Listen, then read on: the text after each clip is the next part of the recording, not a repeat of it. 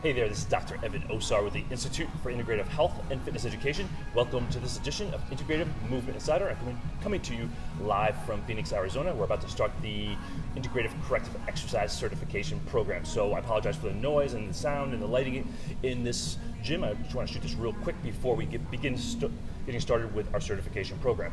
This week is Active Aging Week, and we're bringing you strategies that we're sharing during our Corrective Exercise Instructor Program. This is very important that you understand this, that you have a very specific process for taking your clients through, from assessment, intake and assessment, to corrective exercise, to functional training progressions.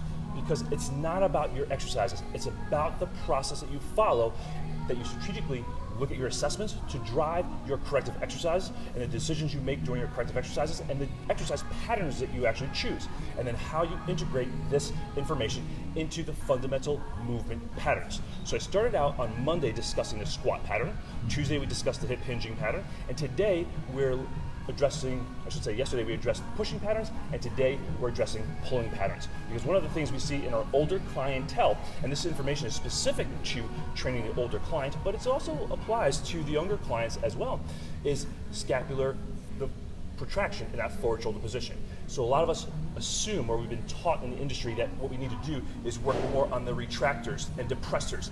And as I shared with you yesterday, in yesterday's video, and if you know my story, that's exactly what I did. That caused rotator cuff tears and labral tears in both my shoulders. Yesterday, I shared with you a very simple assessment.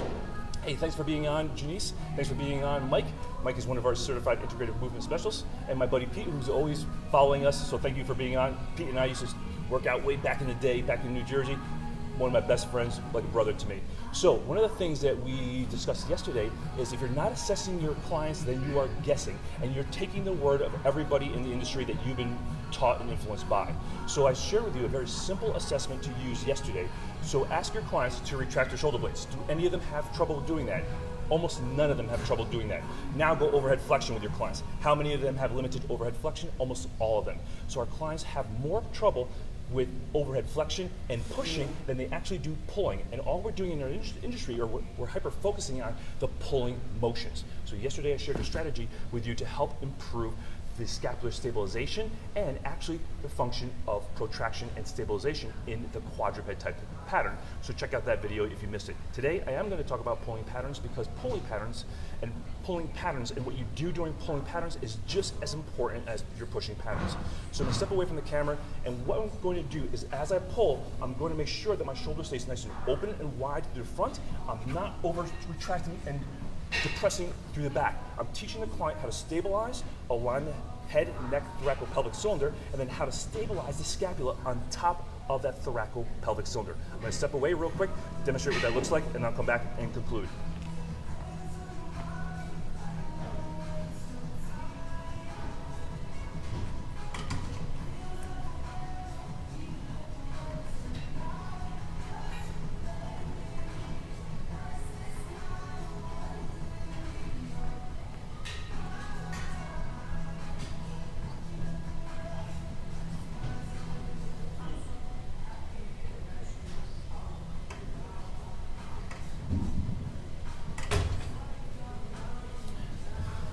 As you can see, my goal is to align and control that thoraco-pelvic cylinder, because that's what your older clients really need. They need to learn how to align and control their thoraco-pelvic cylinder, because what's happened is they've just really been compressed. Then the scapula just fall around the rib cage, and then they just become over tight in their ability to try to stabilize the scapula. They need to be taught a more optimal strategy, and that's why it begins with alignment and control of the thoraco-pelvic cylinder, the head and neck, and then teaching the client how to control the scapula during pushing as well as pulling motions.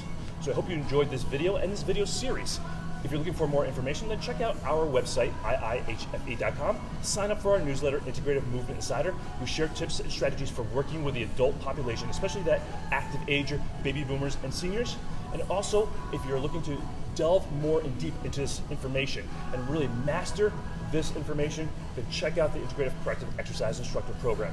This program was created, designed by Janice and I, to really help you master working with the older clientele, so you understand why your clients deal with issues like spinal stenosis and how to train around that, how to train assessment and stabilization of the shoulder and hip complexes, and then how to integrate this information into the fundamental movement patterns that your clients need to do to safely and successfully achieve their health and fitness goals.